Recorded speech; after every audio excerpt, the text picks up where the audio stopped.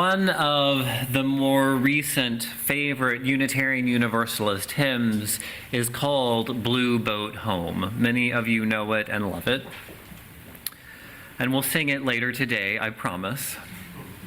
The song is a very old tune, but the lyrics were written by Peter Mayer. If you don't know his work, Peter Mayer is an amazing UU singer and songwriter. The lyrics of his songs are some of the most poetic and inspiring descriptions of Unitarian faith that I know of. I encourage you to look him up on iTunes or Spotify or wherever you get your music. Blue Boat Home describes the earth and our place on it, like a blue sailboat. It's a small vessel with other passengers.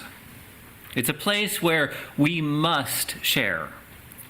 It's a place from which we have the opportunity to witness the wonders of creation in awe. Some of you know that I sail an actual little blue boat. But I appreciate the song mostly because the metaphor of humanity being on a sailing vessel together is incredibly powerful. When you talk about boating, most people think first about the mechanics of the boat or the weather or the body of water that you're on. But one of the most critical issues on board is what is in the hearts and the minds of the crew and passengers. It's not unlike an airplane, or I imagine a spacecraft. When on board, just like on Earth, you're in it all together.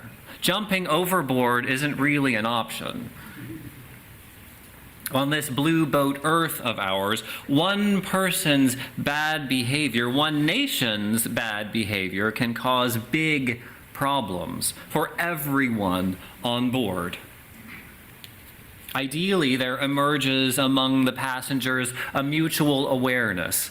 We make space for the crying baby or the nervous passenger, realizing that we are in this journey together creates a sort of team spirit to get there. Speaking of bad behavior, weapons on board generally make us all a lot less safe. And weapons that threaten the integrity of the vessel absolutely make everyone exponentially less safe.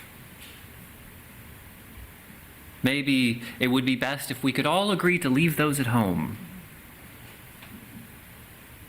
On a ship of any size, working together is helpful and sometimes necessary for survival when things get dicey.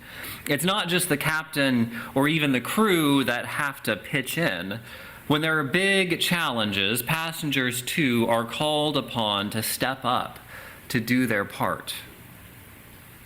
There's no free ticket when we're in the midst of danger together. While everyone might be called to chip in, leadership is essential. A cool head is definitely better than big tempers. And sometimes decisive action has to be made. We'll talk more about leadership next week, but the key component in our little blue rocket ship is having leaders that are competent and who have earned legitimate trust of those on board. This sounds odd, but one of the sailing experiences that I'm most grateful for was being a passenger on a sailboat with a couple who had absolutely no idea what they were doing as captains. Not only did they make poor decisions, but the boat had not been maintained well enough for us to get back and forth to the dock safely. In retrospect, I'm grateful for the experience of being a passenger to a captain that was dangerously clueless. I never want anyone to feel that way. Most people don't realize that 17th and 18th century pirates were intensely democratic. Yes, that was the time period when democracy was just rising around the globe as a viable way of governing groups of people. On those pirate ships, the captain was elected by the crew, and the crew had the authority to call a vote of no confidence to replace that captain. That meant that cowardly or brutal leaders were quickly voted out of their post. It's a stark contrast to commercial maritime captains of that era. They were some of the most brutal workforce commanders in North American history. Perhaps our little blue boat can be more like a pirate ship, at least in our selection of leadership. On our blue boat Earth, when we're all in it together, leadership is critical. It doesn't take long on a boat or even an airplane to realize that there are also limited resources on board. Not just pretzels and peanuts, but fresh water and perhaps fresh air to breathe on a spacecraft. If those resources are hoarded or wasted, there's going to be a big mess. On the other hand, when rations are carefully planned for and distributed evenly, a ship can maintain itself for a shocking amount of time. It just takes some intention and self-awareness and planning. Finally, perhaps most importantly, on this ship or airplane or this planet, wherever we are going, we are all going there together. This is not a choose-your-own-adventure sort of story. There are no ports of call along the way to jump off at. We are all together going in the same destination in this blue boat home. Perhaps I've navigated too many crew issues on sailboats or watched too many pirate shows or seen too many scary space adventures, but my mind first goes to thinking about who am I sharing this boat with? The second idea that the song Blue Boat Home takes me to is recognition of the scale of our little Earth in the vastness of space. That type of scale isn't something we think about very often because it's terrifying. My mom mentioned recently that to her, the movie 2001: Space Odyssey was the scariest movie she thinks she has seen. Not because of HAL and the danger of artificial intelligence, but because of the threat of the abyss of space that was so vivid in that movie. It is awfully big out there. Let's consider for a moment the question of scale of this blue boat Earth drifting in space. Our Earth is about 8,000 miles in diameter.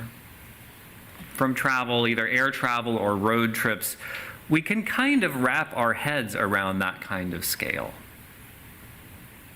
From only 35,000 feet up in the sky, we can start to see the curve of the Earth's surface. But you have to travel 22,000 miles above the ground to see the whole thing as a disk or a marble. You may have heard of that experience of seeing the whole Earth, the overview effect, they call it. It dramatically changes people's understanding of their sense of self and the interdependence of our planet. We might call that view the Blue Boat Home viewing experience too.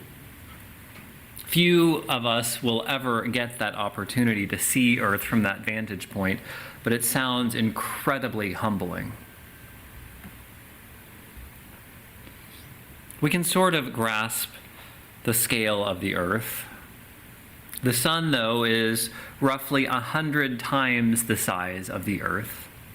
And the distance between the Earth and the sun is 100 times the size of the sun. That means the Earth's distance to the sun is 93 million miles. That gets pretty dizzying. Other planets, of course, are farther out than our Earth, some of them. The orbit of Neptune is 30 times larger than ours. It's a whole lot of space around the sun. Stars are tiny compared to the distances between them. Get this.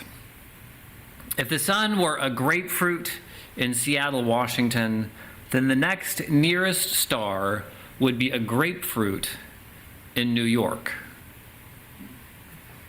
And remember, the Earth is 1/100th the size of the sun. Our blue boat home, this little blue marble, is afloat on an incomprehensibly vast ocean.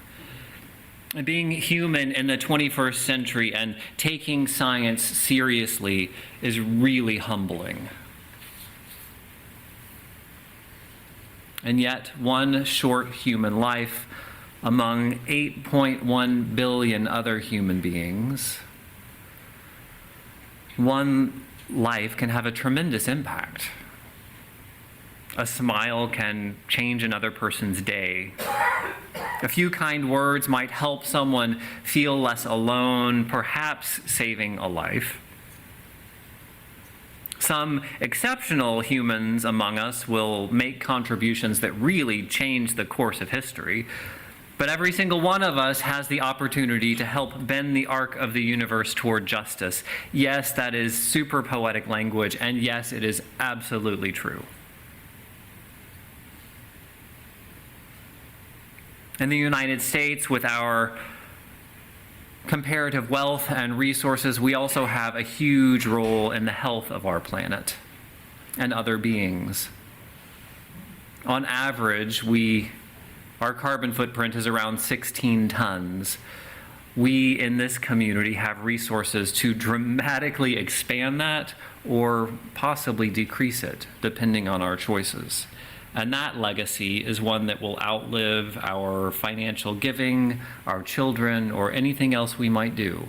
It lasts forever. Another real impact I realized this week relates to non-human passengers on this blue boat home. I was curious about our impact on other animals, and I looked it up. It's estimated that the average human will eat 7,000 other animals in a lifetime. Let me repeat that. The average American will eat 7,000 other animals in a lifetime. And as I looked at the way that's broken down, it actually makes sense. We are apex predators shaping an entire global ecosystem. That's not insignificant. Some of you have fundamentally sustained other human lives. You have raised children, you have loved and cared for grandchildren, nieces and nephews, asylum seekers, partners in recovery. You have created and literally kept alive other human beings. That's wild. That kind of power and responsibility can feel overwhelming. And so here we sit in this very human experience. It's a challenging spot between utter insignificance on a cosmic scale and frighteningly powerful on a human scale. And so we seek a right-sized role, a humble place on this earth. Too often, humility is misunderstood as seeing ourselves as small. Classically speaking, though, humility is a virtue. It's a sweet spot between two extremes. Cultivating humility is a process of leveling out. We learn to steer clear of the arrogance of thinking ourselves better than others, and to avoid the pitfall of self-belittling or abdicating our responsibilities. Neither extreme honors our inherent worth or dignity. That may be the religious orientation that most defines Unitarian Universalism. Rather than a particular God, we seek a clear understanding of our own human role in creation.